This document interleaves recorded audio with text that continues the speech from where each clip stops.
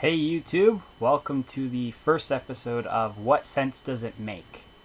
Yeah, it's just a little thing about the show. It's going to be pretty much I take something with technology, something with video games, and pretty much try to make sense of what the company does and how does it really make sense. On our first episode, it's going to be about the greatest hits packaging. As you can see, it is red on a PlayStation 3. And I'm not showing you the title. Well, you kind of saw it there. But this is what a typical PlayStation 3 game box is. It's clear. Now, what I'm going to tell you is what makes sense. On the PlayStation 3, they decided to have game art, where if you have the original game, it will actually have a nice artwork and stuff. You could take out the instruction manual, as you can see. Looks really nice. And I mean, multiple titles have this. You go to what you call it, prologue here of Gran Turismo 5. It has artwork. You know, it just makes the packaging look really special. So Sony decides, well, let's go and change it to red to show that you were cheap and that you couldn't purchase it at its original full price and that you have greatest hits. Well, they did that with Resistance Fall of Man. I purchased it recently, greatest hits. Now you may be asking, why is it in the clear packaging? And why isn't it inside its red case? Well, the red case, I put Metal Gear Solid 4 in it. And as you can see, you can't see through the plastic. Well, there was a reason why I put it in there. There is no artwork on Metal Gear Solid 4 on the insert. So, since the case you can't see through it, you know, I might as well put that in there. Now you may be asking, well, what about Resistance? Well, Resistance, I just showed you, has the frickin' artwork. Now, my question is, why, if you're gonna print greatest hits on there, why Sony, seriously, why do you put the artwork on the back? Why? If the case is frickin' a matte color, I mean, you can't see through it, what sense does it make printing the artwork? I don't get it. So that's why what I did was I put Metal Gear Solid 4 since it doesn't have artwork. This is how a greatest hits insert should look, white and plain. But the fact is that they're printing with the artwork. Then why the fuck do they have the cases red? Why don't they have them clear? So YouTube and whoever watches this, what sense does it make? So the way I make sense of it, instead of having it, instead of having it clear, since this is white, and since Metal Gear Solid, the lettering is in red, I figured, hey, what the hell? Let's put this in here.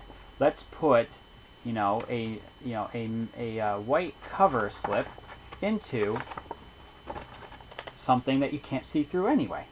So yeah, Sony, you guys are really stupid because you go and you change the box art, and it's red, and then you guys still print greatest hits on the top and you still include the artwork.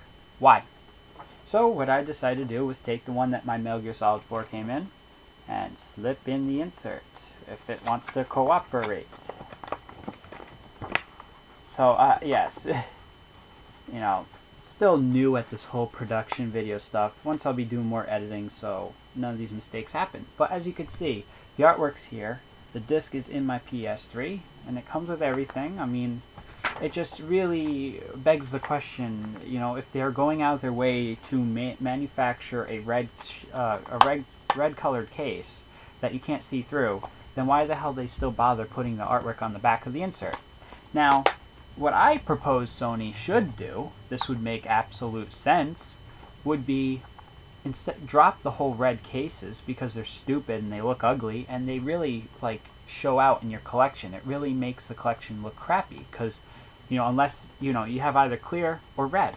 So now here's a little thing. PlayStation 2, you had greatest hits. It was on the top, and whenever you had the binding, it was only here. Now if you're showing off a red or a black, as you can see, it really throws it off. It's really a different color scheme. Now, a greatest hits title and a non-greatest hits title, As you can see, the only difference is on the top. So, again, Sony didn't bother changing the color of this, you know?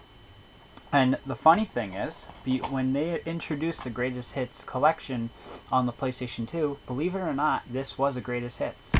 Now, as you can see on the game disc, it doesn't say Greatest Hits, because what did they do? They had an overstock of Jak and Daxter.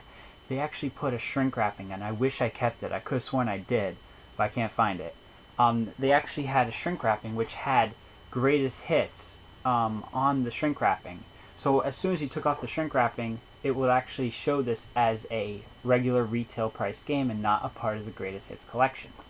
So, again, they're doing it already with the Greatest Hits. Do they seriously need to make it a red case? No, they don't. Sony, you guys are stupid.